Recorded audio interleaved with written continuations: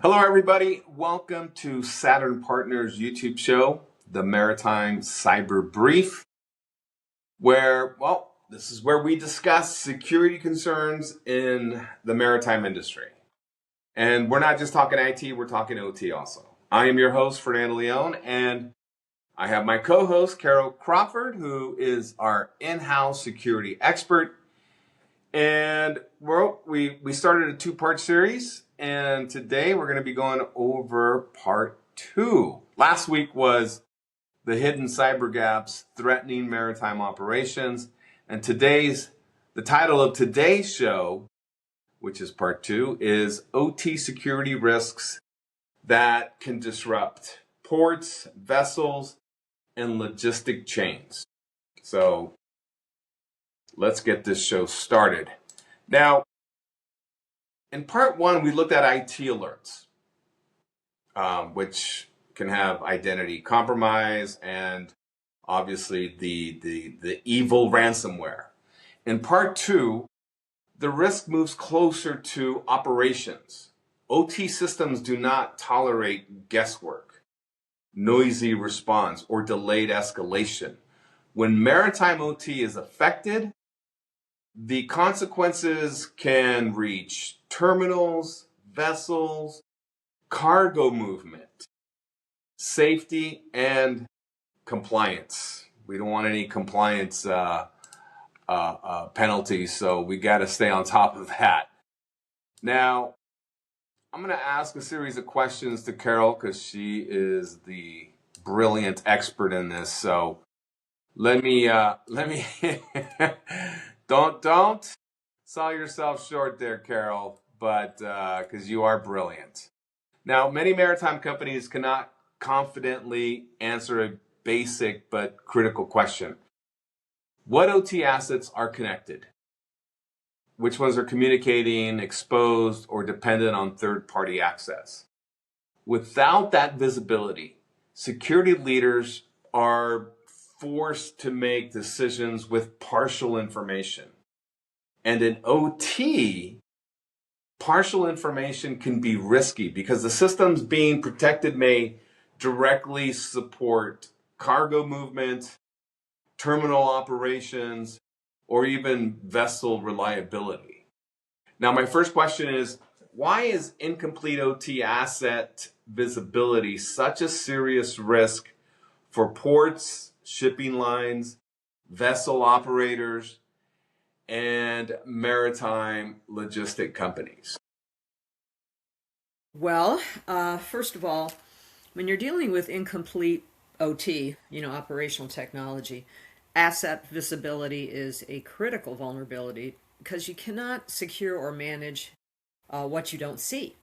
So a lack of comprehensive asset mapping can leave maritime operators exposed to unmanaged vulnerabilities, regulatory noncompliance, which is a no-no, and blind spots that can result in really catastrophic operational disruption. Also, the lack of visibility carries significant consequences for the maritime sector.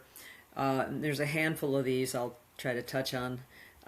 First is safety of navigation and crew. So with this topic or subtopic, incomplete inventories often include shadow or legacy OT systems connected to navigation. Also propulsion, power management, and if any of these systems are compromised by cyber attacks or if they suffer unpatched failures, you can get groundings, collisions, and complete loss of steering, which is terrifying. You don't know where you're going, you can't figure out how to get out of the way of other vessels, and you can also run into a bridge. I mean, there's anything that can happen, and we've seen it all happen over the years here. I mean, all these accidents in maritime. Anyway, also, another point here is, catastrophic supply chain disruption. In other programs, I've gone back to the critical dangers with supply chain when it comes to maritime and how it can disrupt everything because, so much of our world's goods, they move over the oceans, they move over the Great Lakes. And so when you have this kind of supply chain disruption, it affects all the way down. And, it took us 2 or 3 years to even right ourselves after COVID with everything stopped and stalled. When ports cannot get in to unload their goods, then it just starts going down the line. So supply chain is a really hot topic there. But under that, ports are really, they're highly interconnected nodes. So unknown or unmonitored OT assets. A good example would be like ship-to-shore cranes or terminal operating systems make pretty easy entry points for ransomware and, who I call the bad guys.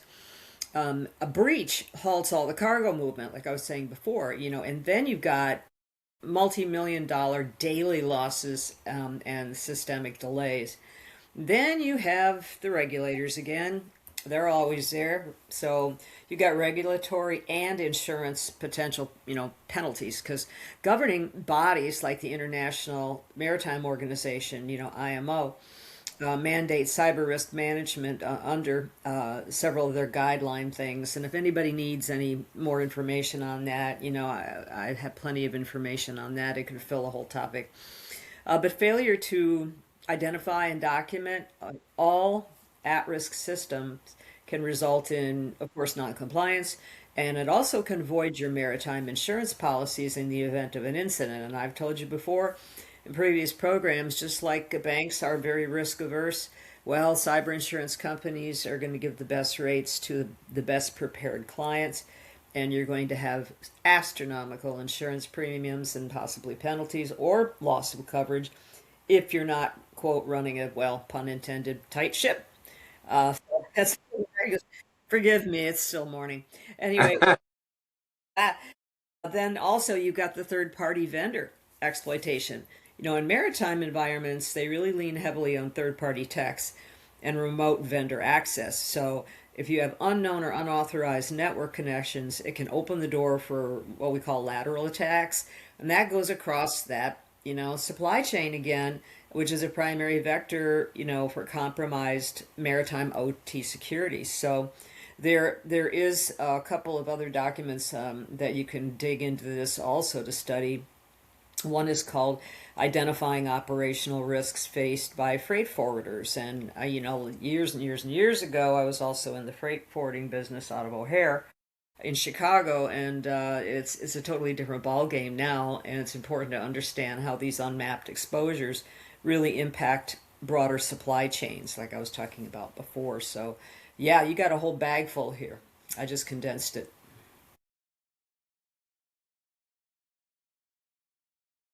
Well, thank you for that answer and for giving us some insight there. Let me jump to the traditional IT security thinking, because they often assume OT is separate, which we both know is not. Yeah.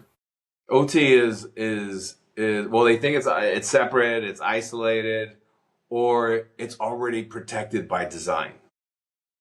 That assumption is very risky. Remote access, shared networks, you got vendor connections, you got don't forget identity systems, and then you have these monitoring platforms that can create pathways between IT and OT. A cyber event may begin in IT, but the operational consequences may appear somewhere much closer to the dock, vessel, or terminal. Share with me, how should maritime CISOs evaluate the risk of IT originated threats moving toward OT, these OT environments that support the real world operations, because it can have a huge impact on a global scale, not just one ship. I mean, this has a rippling effect. What are your thoughts on that? Well, maritime CISOs, they really need to evaluate IT to OT threat movement. And they can do this by prioritizing operational consequence over pure vulnerability counts. So core strategies really involve mapping all the physical and logistical IT to OT pathways, conducting scenario-based type penetration testing, of course, enforcing strict zero trust architectures, which isn't a new thing. It's gone across all industries as a necessity. And then aligning strictly with the IMO and the Coast Guard's cyber risk regulations, which are extensive, and that's thrown a lot of maritime operations that are, 5 or 10 years behind into a panic. And we try to help there. So to successfully really assess and mitigate the risk of IT threats, pivoting to OT, maritime CISOs should probably focus on a few core areas. So the first one is map IT to OT connectivity and dependencies. And of course, we talked about this topic before, how important it is if you're using a SOC or whatever, that you use one that actually can pull, tie together the OT and IT aspects. And it's not as common as you think, but it's so critical to be able to do both. Then we have network intersections, which this takes a look at all your digital pathways, where shipboard and port OT networks, ballast water systems, crane controls, SCADA, interface with the IT systems and vendor cloud environments. Then once again, going back to third-party vendor, third-party access points, vendor remote access is pretty much a primary vector for lateral movement. So audit and govern third-party connections using just-in-time, time-limited, logged access is really important. And asset inventory. You have to keep an up-to-date, rigorous, continuously dynamic update inventory of both hardware and software. Legacy OT equipment is often overlooked in traditional asset scans. And then, of course, you have to enforce strict IT and OT boundary defense. So with logistical and physical segmentation, do not rely on what we call false isolation. It needs to have an implementation of strict network segmentation. Once again, we're trying to get rid of all these siloed systems, which are leaving everybody vulnerable and have been around forever. So the segmentation is critical, utilizing production DMZs, dedicated VLANs, and advanced firewalls between IT and OT. You have compensating controls, since many legacy OT devices cannot be patched. Apply compensating controls like virtual patching. There's also something called micro-segmentation. And then, of course, configuration hardening, which, has been around for a while. Secure protocols are really important here. You modernize outdated communication protocols to bolster security across both the IT-OT boundary, boundaries. And then you need to deploy OT-aware threat detection. And there's two areas here, behavioral monitoring and then baseline normalcy. With behavioral monitoring, you're leveraging machine learning and continuous real-time network monitoring tools they're made to operate within the bandwidth and connectivity constraints of maritime satellite networks, which can be a point of vulnerability, of course. The baseline normalcy part of that is baseline normal communication patterns for specific OT devices, enabling the SOC to alert on unauthorized changes, suspicious traffic, attempting to bridge IT and OT. Then you have to implement OT-specific incident response. So you're looking at having separate playbooks. Your existing IT IR plan is not going to suffice for an OT emergency. So you create OT-specific playbooks that address physical safety impacts and navigational failures, and also emergency manual overrides, I've been beating this drum forever about having an IRP up to date with a team that's current and rehearse it and learn from what falls apart. So the tabletop exercise is what comes in here, which can be conducted virtually depending on the situation, or on site, say like by one of our cybersecurity engineers. The whole idea is to what's this word I'm thinking? Oh, yeah. So to do scenario-based drills, such as simulated ransomware attacks, or even legacy protocol exposure, where you're really specifically testing IT to OT lateral movement. And then kind of lastly, here we go again, regulatory compliance and governance.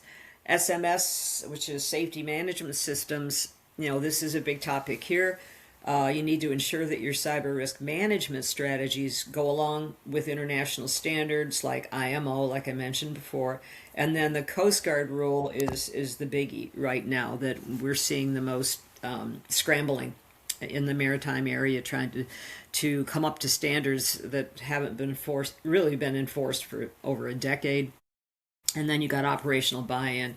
You integrate cyber risks in your overarching SMS. You treat the cyber events as a physical safety, operational availability risk rather than just IT issues. So that kind of puts it in a longer nutshell, or bigger nutshell. But all these things, the regulators look at, your insurers look at, and the bad guys are always looking for the weakest link. So if there's one part of this process that's left open, you're going to get nailed. It's only a matter of time. Yeah, no, I agree.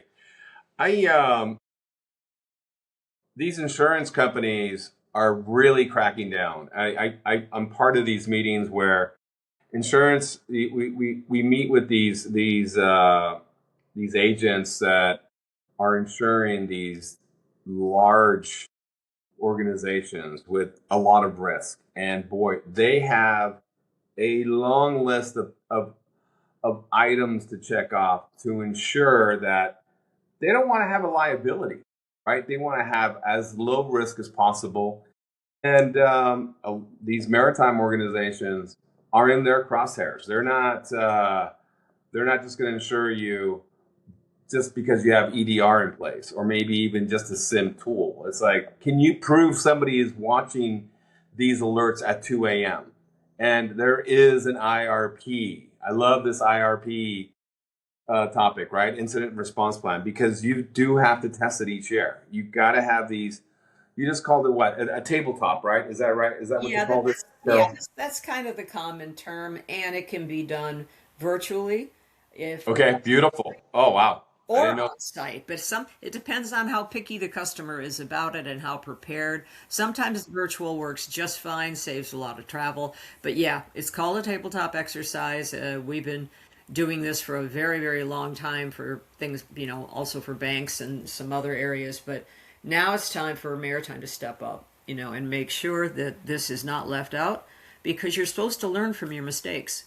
It's like a report card. Okay, why didn't we react fast enough? Why isn't the media contact stopped from getting on social media and saying, "Hey, we just got hacked"? Yeah, that's not the person you want to have talking to the media. So that's one of those vital positions on that. What we call the the IRP team is put together by the customer to put key people all the way up and make sure everybody is involved, everybody has a role, and when they have to scramble, let's go. And that's why you rehearse these things. And I think it's going to become where I think it's going to need to be done twice a year, given how fast things are changing. I agree. Let me jump to how maritime organizations depend on vendors, engineers, and third-party providers to support complex operational systems. Because, well, that access is necessary for all of these partners to get access. Now, but it can also become one of the most overlooked risk channels. The danger is not just that a vendor account is compromised. That's not the danger. The danger is that access may be trusted, it's active, and poorly monitored when the business is probably going to be in the most vulnerable state. So here's my question.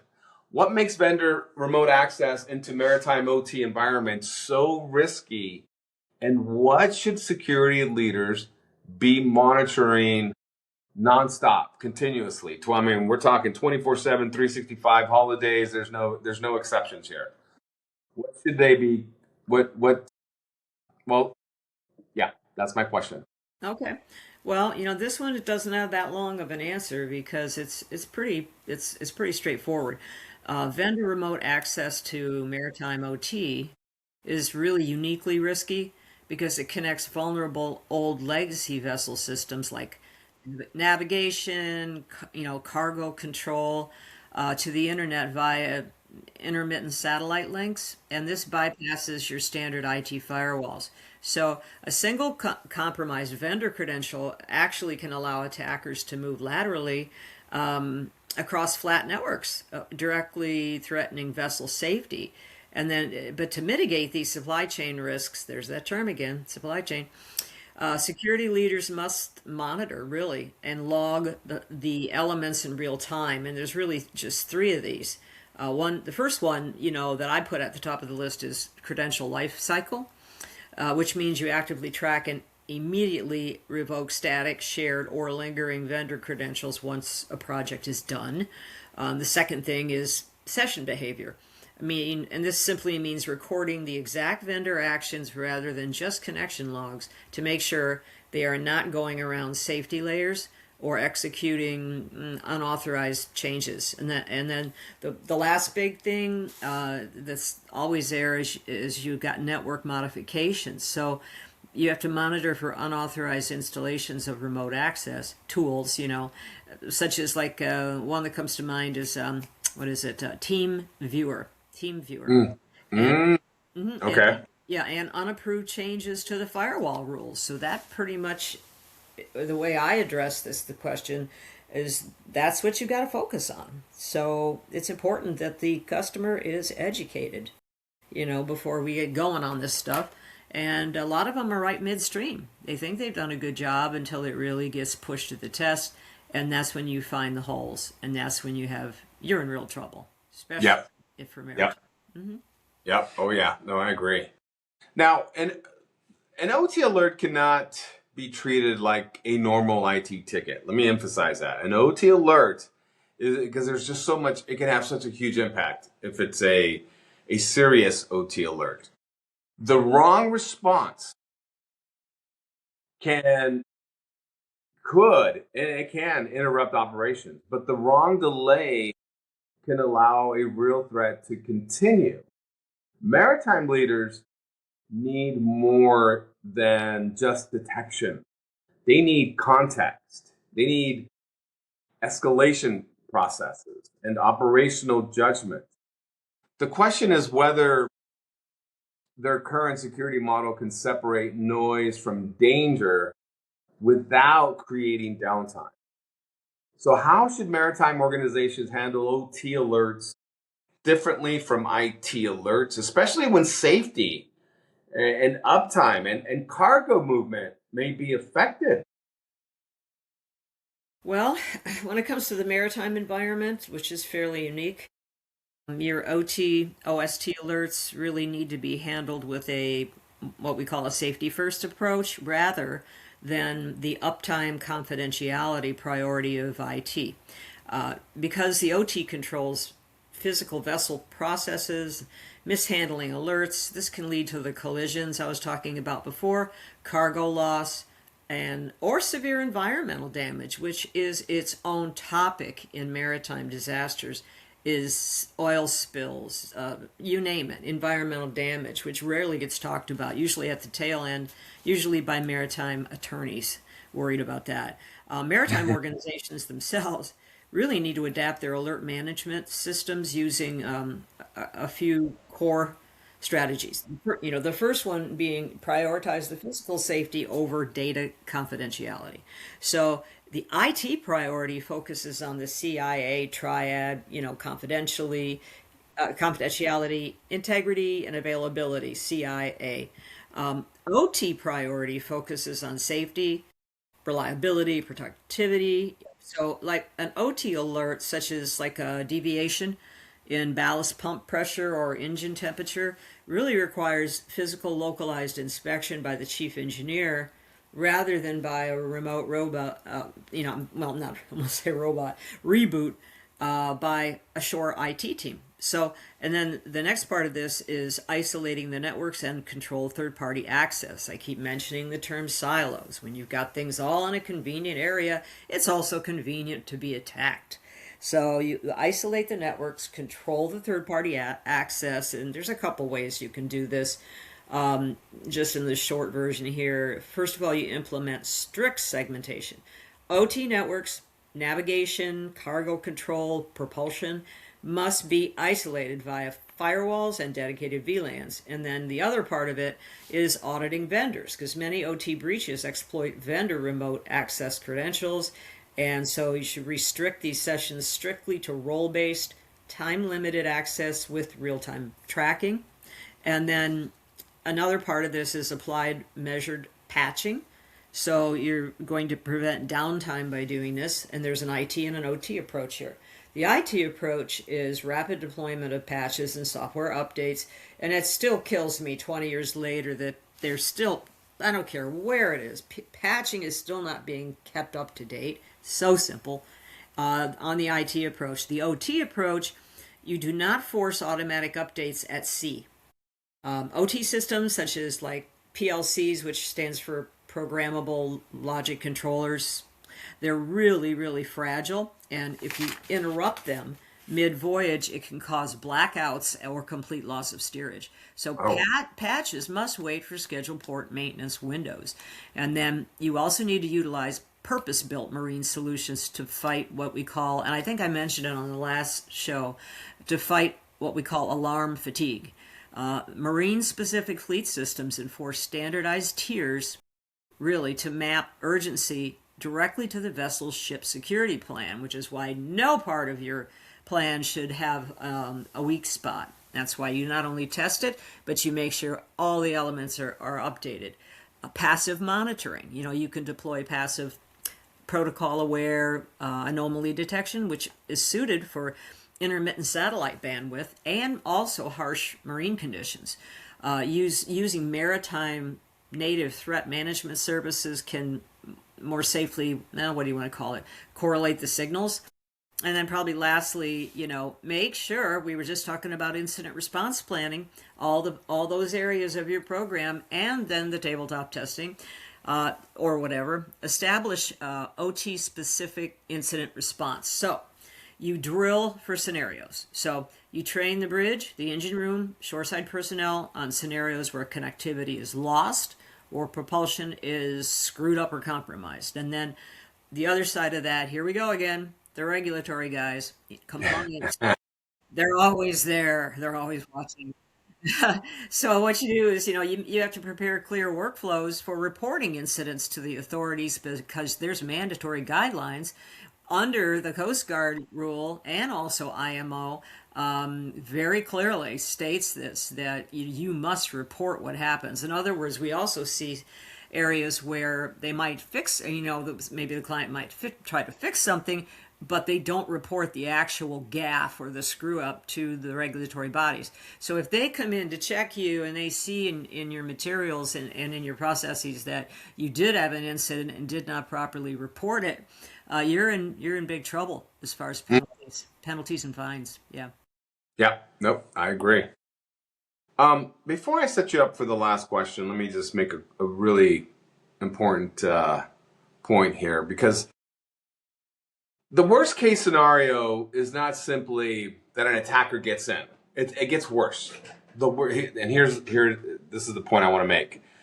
The worst case scenario is that no one knows what's happening fast enough to stop this operational damage. A threat moves from ignored alert to system impact, then to delayed cargo, halted terminal workflows, regulatory scrutiny, and then executive crisis management. That's when cybersecurity becomes a business emergency. Now, what would you tell a maritime CISO who believes their current IT tools are enough to prevent an after-hours cyber event from becoming an operational shutdown? Well, yeah. Oh boy, relying. Poor maritime. Oh, Yeah. this is like a race to catch up. I agree. Well, if you're relying solely on IT tools to prevent maritime operational shutdowns, that's really a dangerous blind spot. While IT does secure the business data and the shoreside, communications, an after-hour breach easily cascades into an OT system setup like propulsion, control ballast, cargo management. So you have an effective defense. It really requires physical vessel assessments, as well as, like we mentioned before, segmentation on the network and trained crews. Training is another shortfall we find. So we have a couple of harsh realities here that really show why IT tools alone really fall short. The first thing is IT versus OT network convergence. And so the vulnerability here is that most IT cyber tools are designed for office environments and cloud infrastructure. They do not monitor or protect physical shipboard systems. The other side of that is the risk. The actual risk is once a hacker gets in via a corporate email or a compromised shoreside login, they can move laterally from IT networks directly into unmonitored onboard control systems, which is just deadly. Then you've got, the limits of automated tools. I've always said security is a process. It's not having the best in tools if you don't know how to interpret what you're seeing in your traffic or whatever. So, since humans are frequently the worst vulnerability link, you can get a false sense of security because there's limits on automated tools. So the vulnerability, meaning like automated after hours monitoring, like an IT focused managed detection and response, it might flag an anomaly, but it cannot physically prevent an engine from shutting down or correct manipulated GPS data, which is up there in the satellite. And if that goes down, you're in deep trouble. The risk here is that without human intervention and a specialized maritime incident response plan in place, a digital threat instantly can become a physical safety threat at sea. And here's that bugaboo again, compliance and regulatory mandates. The vulnerability means like existing guidelines like the IMO cyber risk management rules. It requires comprehensive documented risk management that extends to shipboard environments. And the risk here is that the United States Coast Guard requires operators to designate cyber officers and also draft specific cybersecurity plans. And we call them cybersecurity programs, where it's your whole soup to nuts, and none of it can be weakened, and all of it must be maintained dynamically or in other ways, and strictly monitor the OT assets. So possessing standard IT tools does not automatically satisfy these mandatory audits, because eventually they're going to come checking on you. And then, of course, the last part to me is, once again, supply chain access and who gets that, because that's really so dangerous. You've got the vulnerability of attackers that they'll come in and exploit remote access tools used by third-party vendors and contractors. And the risk here is that if an external technician's laptop, for example, carries malware and plugs directly into a vessel's network, it can bypass standard corporate firewalls entirely, which takes down critical OT systems. Wow. Yeah, the risk is so huge out there, and I'm working on this case study that I'm hoping we could discuss on our next YouTube channel. I don't know if you've heard of a company called Maersk. It's a Danish container shipping company, and they experienced a devastating ransomware attack that involved I believe it's called the NotPetya virus, which is Yes, 2017. Non-petya. Ooh, Carole, you are on your game, girl. Well, I'm a historian on top of this. You know that. Well, for 2 days, the attack prevented the port personnel from accessing operations, all the data, and they couldn't move any cargo. So, you know how much money they lost? Well, that I don't have right at my fingertips, so you got me there. Well, I'm impressed. All I know is that it damaged the heck out of their reputation, and we've talked about this before. Your reputation is your brand. And Yeah. if you and Oh, yeah.